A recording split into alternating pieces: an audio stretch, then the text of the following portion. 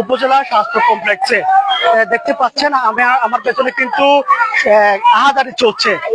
কিছুক্ষণ আগে রাউজান উপজেলার কদলপুর ইউনিয়নের ঈশান ভট্টের হাট এলাকায় সেলিমের দোকান নামে একটি দোকানের সামনে দুর্বৃত্তরা গুলি করে সেলিম নামে একজনকে হত্যা করেছেন।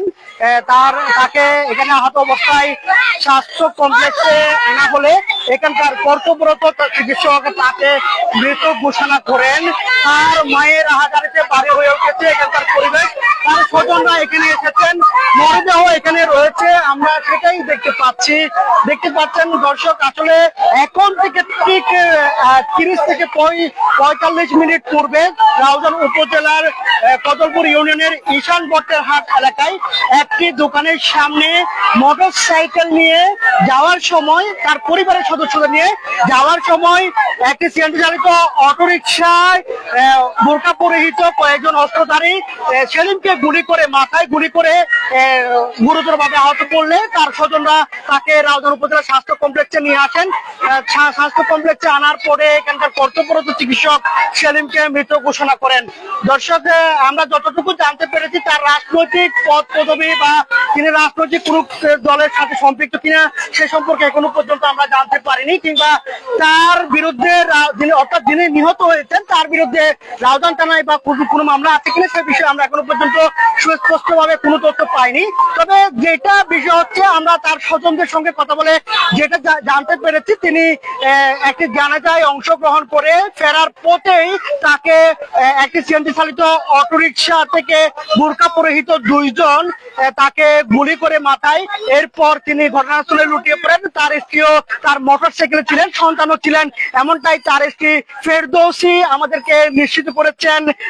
তারপর তার স্থানীয় লোকজন সহ স্বজনরা যখন তাকে রাউজান উপজেলা স্বাস্থ্য কমপ্লেক্সে নিয়ে আসে, এখানকার কর্তব্যরত চিকিৎসক তাকে মৃত ঘোষণা করে।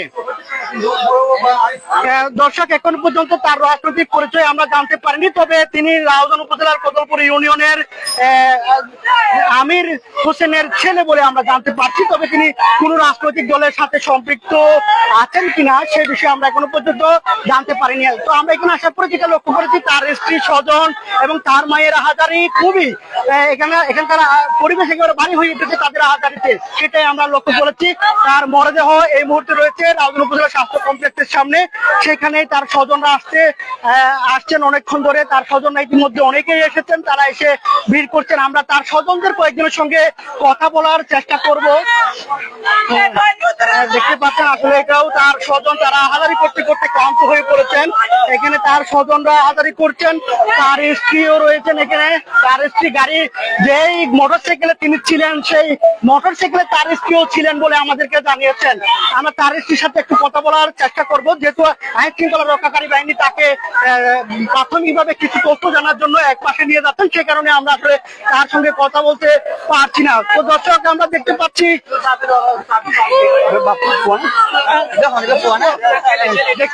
আসলে এটা তার সন্তান, সেও আহাজারি করছেন। তুমি কি ছিলে মোটরসাইকেল? তুমি ছিলে? কে ছিল? যে তোমার আম্মু আর তোমার বোন ছিল। আসলে তার সন্তান যেটা বলছিলেন যে মোটরসাইকেলে তার মা এবং তার বোন ছিল, অর্থাৎ তারা তিনজন মোটরসাইকেলে ছিলেন। তিনি একটি জানাজায় অংশগ্রহণ করার জন্য এসেছিলেন। আসার পরেই জানাজায় অংশগ্রহণ করে সেখান থেকে ফেরার পথে মোটরসাইকেলে যোগে তিনি ফিরে যাচ্ছিলেন।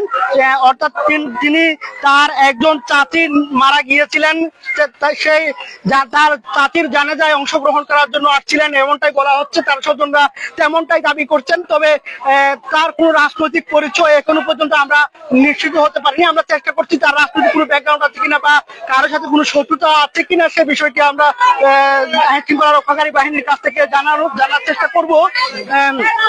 তার লাশ এই মুহূর্তে রয়েছে রাউজান উপজেলা স্বাস্থ্য কমপ্লেক্সের সামনে। এখানে কিন্তু তার স্বজনরা হাজারি করছেন, একই সঙ্গে আইন শৃঙ্খলা রক্ষাকারী বাহিনীর সদস্যরাও কিন্তু এখানে উপস্থিত রয়েছেন। দর্শক, এখন থেকে ঠিক 40-45 মিনিট আগে রাউজান উপজেলার উপজেলার কদলপুর ইউনিয়নের ঈশান বট্টের হাট এলাকায় সিএনজি চালিত অটোরিকশায় বোরকা পরিহিত কয়েকজন অস্ত্রধারী যুবক তাকে মাথায় গুলি করে পালিয়ে যায়। এরপর তার স্ত্রী সহ স্থানীয় লোকজন তাকে উদ্ধার করে রাউজান উপজেলা স্বাস্থ্য কমপ্লেক্সে নিয়ে আসেন। এখানকার যারা কর্তব্যরত চিকিৎসক রয়েছেন তারা তাকে মৃত ঘোষণা করেন। তার মৃত্যুর খবরটি ছড়িয়ে পড়লে তার আত্মীয় স্বজন যারা রয়েছেন তারা কিন্তু এখানে এসে ভিড় করতে আমরা দেখেছি, একই সঙ্গে তারা আহাজারি করতেও আমরা দেখেছি। আমরা তার স্ত্রীর সাথে যোগাযোগ করার একটু কথা বলার চেষ্টা করছি। আসলে আইন শৃঙ্খলা রক্ষাকারী বাহিনী তার কাছ থেকে কিছু তথ্য নিচ্ছেন, সে কারণে আসলে এই মুহূর্তে আমরা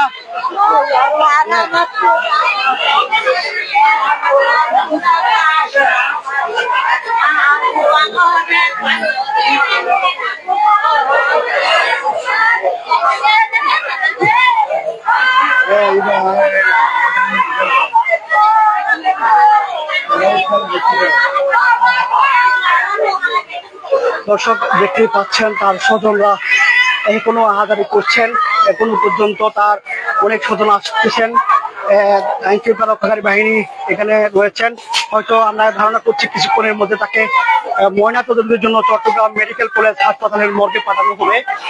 পুলিশ রয়েছে, এখানে রয়েছে গোয়েন্দা সংস্থা সহ আইন শৃঙ্খলা রক্ষাকারী বাহিনীর অনেক কর্মকর্তারা এখানে উপস্থিত আছেন। একই সঙ্গে উৎসুক জনতাও এখানে ভিড় করছেন। যিনি নিহত হয়েছেন তার নাম সেলিম, তার বাবার নাম আমির হোসেন। আমরা প্রাথমিকভাবে এই প্রতিটি জানতে পেরেছি, তবে তার রাজনৈতিক কোনো ব্যাকগ্রাউন্ড আমরা এখনো পর্যন্ত জানতে পারিনি।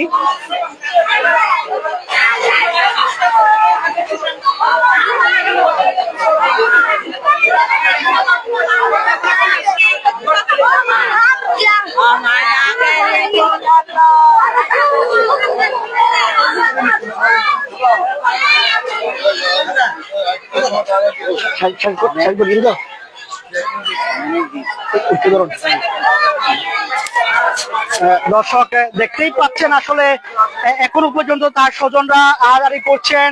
আমরা তার স্ত্রীর সঙ্গে কথা বলার চেষ্টা করেছিলাম, যদিও একবার কথা বলার সুযোগ হয়েছে। তিনি দাবি করছিলেন যে তারা একটা মোটর সাইকেলের যুগে তারা রাউজান থেকে তারা অন্যত্র যাচ্ছিলেন, অর্থাৎ যিনি নিহত হয়েছেন সেলিম তিনি তার চাচির জানাজায় অংশগ্রহণ করার জন্য এসেছিলেন বলে তিনি দাবি করেছেন। তিনি সহ তার এক কন্যা সন্তান সহ তারা মোটরসাইকেলের যুগে যাওয়ার সময় ঈশান বট্টের হাট এলাকায় সিএনজি চালিত অটো রিক্সাতে থাকা বোরকা পরিহিত কয়েকজন সেখান থেকে নেমে তার মাথায় গুলি করে তারা দ্রুত ঘটনাস্থল ত্যাগ করেন বলে তিনি আমাদেরকে জানিয়েছেন। তো আমার কাছে চট্টগ্রামের রাউজানের যে হত্যাকাণ্ড ঘটেছে, সেলিম হত্যাকাণ্ড, রাউজানের সর্বশেষ হত্যাকাণ্ড, সেখান থেকে এটাই ছিল সর্বশেষ। আবারও অন্য কোনো ঘটনায় অন্য কোনো বিষয় নিয়ে সরাসরি যুক্ত থাকার প্রত্যয় ব্যক্ত করে এখানে শেষ করছি। এতক্ষণ পর্যন্ত সঙ্গে থাকার জন্য সবাইকে ধন্যবাদ। সালাম আলাইকুম।